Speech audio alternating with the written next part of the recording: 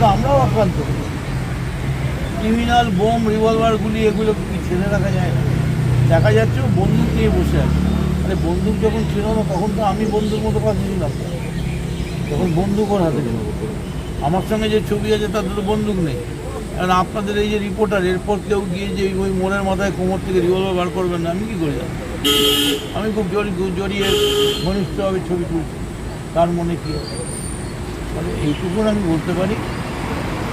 এবং সৌগত রায় যেটা বলেছেন, আমি শুনলাম যে মদন মিত্রর সঙ্গে ক্রিমিনালরা থাকে।